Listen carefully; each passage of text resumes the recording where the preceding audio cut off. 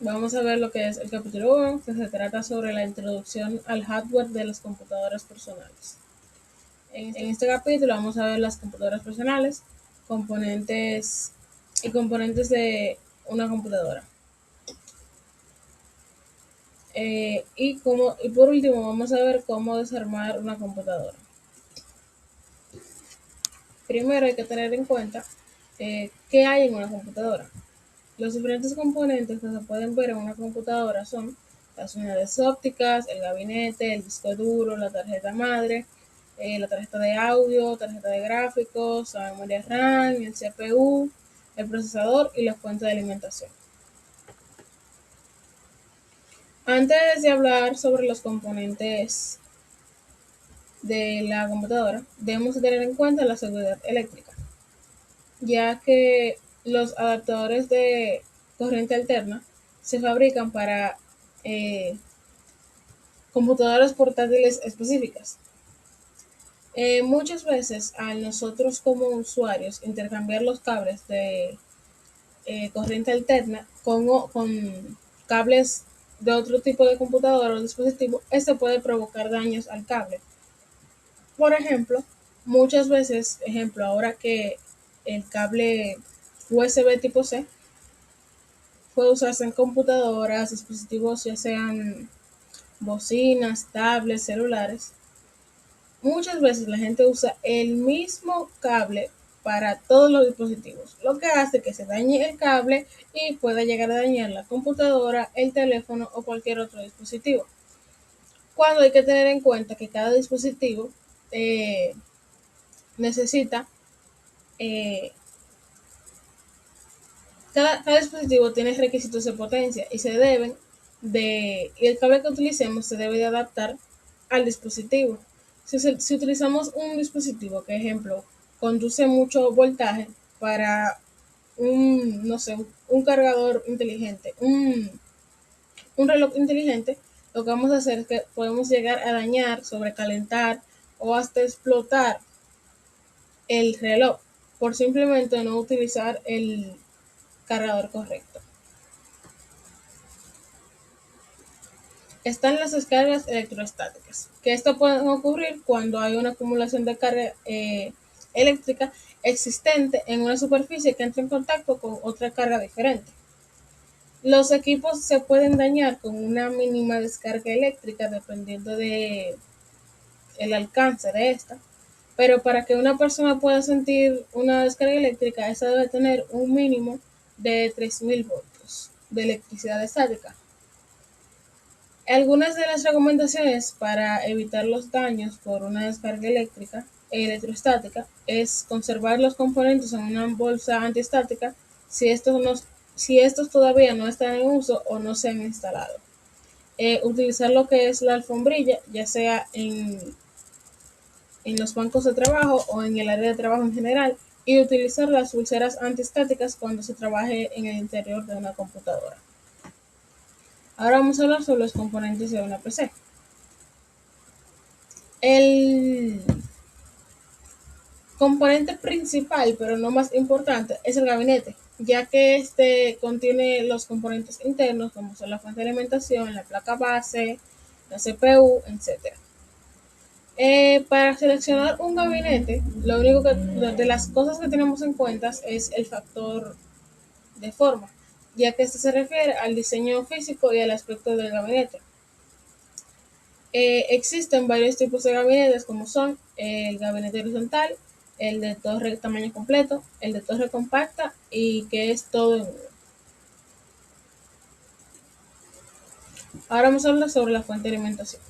Las computadoras usan la fuente de alimentación para convertir la alimentación de corriente alterna en lo que es alimentación de corriente continua de voltaje inferior requerida por los componentes internos.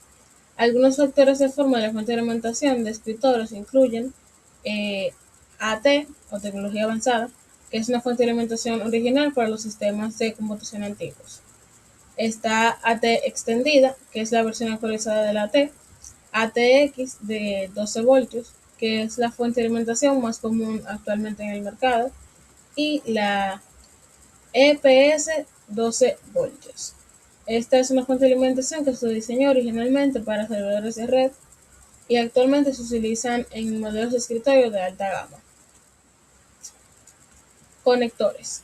Una fuente de alimentación incluye varios conectores distintos que se utilizan para alimentar los distintos componentes internos, como son conectores con las ranuras de 20 y 24 pines, los cables SATA, cable Molex, cable Bird, el conector de fuente auxiliar de 4 a 8 pines y el conector de fuente PCIe de 6 a 8 pines. El voltaje de la fuente de alimentación. Los distintos conectores de la fuente de alimentación también proporcionan diferentes voltajes. Los voltajes más comunes suministrados son de 3,3 voltios, 5 voltios y 12 voltios. Las fuentes de 3,3 voltios y 5 voltios se utilizan normalmente en circuitos digitales, mientras que las fuentes de 12 voltios se utilizan para alimentar los monitores de las unidades de disco y de los ventiladores. Las fuentes de alimentación también pueden ser de riel único, de riel doble o riel triple. Un riel es la placa de circuito impreso que está incluida dentro de la fuente de alimentación a la que se conectan los cables externos. La placa base.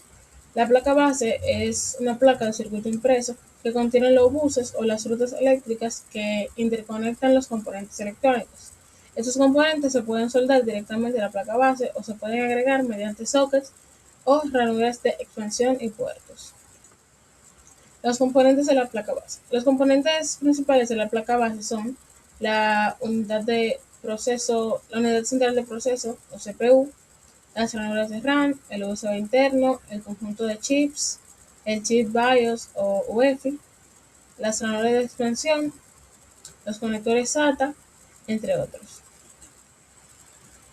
El conjunto de chips se divide en dos puentes, el puente norte y el puente sur.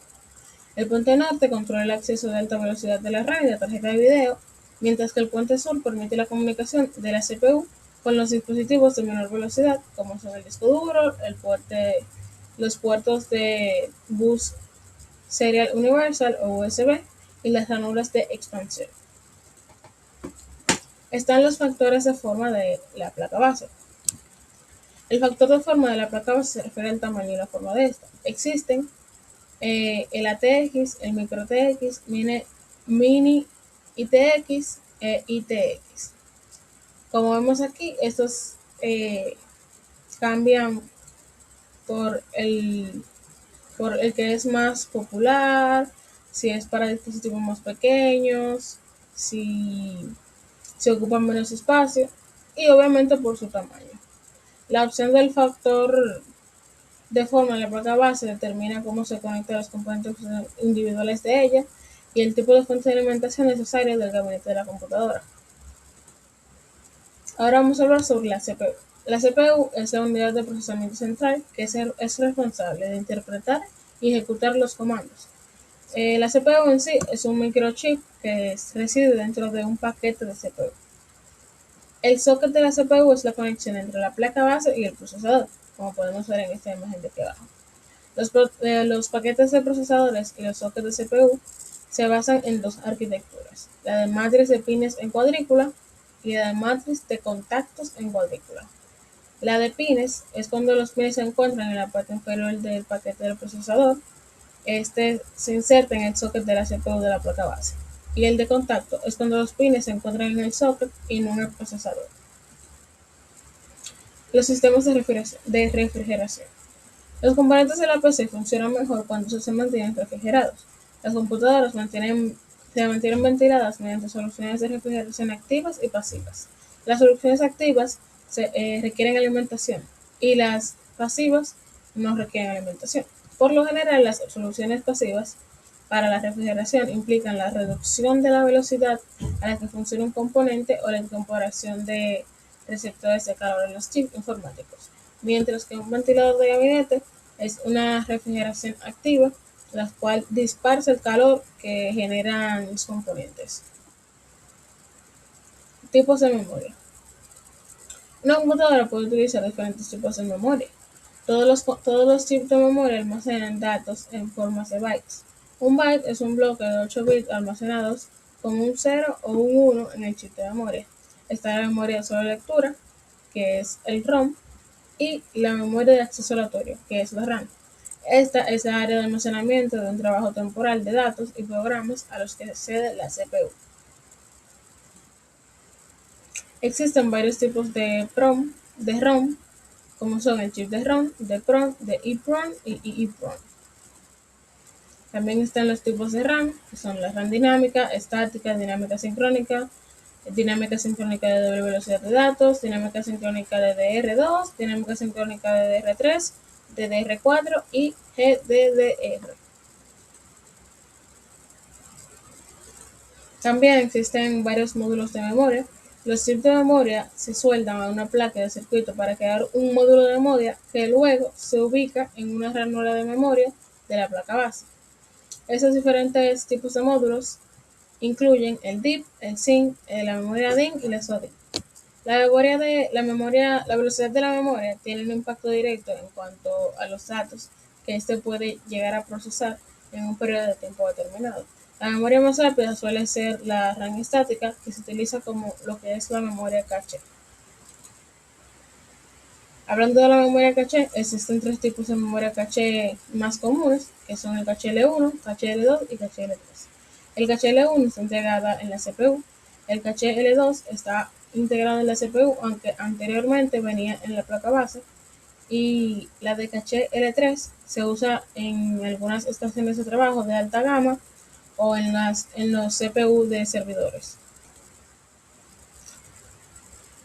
Los errores de memoria se producen cuando los datos no se almacenan correctamente en los chips de memoria, y la computadora lo que hace es que utiliza distintos métodos para detectar y corregir los errores de datos. Existen varios tipos de modos para verificar los errores, que incluyen la sin paridad, paridad, etc. Sin paridad es cuando la memoria no revisa los errores de la memoria. La paridad es cuando la memoria con paridad contiene 8 bytes para datos y 1 byte para verificar errores. Y el CECC es cuando la memoria con código de corrección de errores puede detectar errores de varios bytes y corregir errores de bytes individuales en la memoria. Las tarjetas adaptadoras. Estas son las que aumentan la funcionalidad de la computadora al agregar controladores para dispositivos específicos o reemplazar puertos que ya no funcionan correctamente. Algunas de las tarjetas adaptadoras son de sonido, de interfaz de red, inalámbrica, de video, de pantalla, de captura, de sincronización de TV, de USB y SATA. Las computadoras tienen ranuras de expansión en la placa base que sirven para instalar las tarjetas adaptadoras. El tipo de conector de la tarjeta adaptadora debe de coincidir con la ranura de expansión. Algunas de las ranuras de expansión más comunes que se pueden ver en una computadora son la interconexión de componentes y periféricos, mini PCI, PCI extendida, PCI Express, la tarjeta de ampliación y el puerto de gráficos acelerado.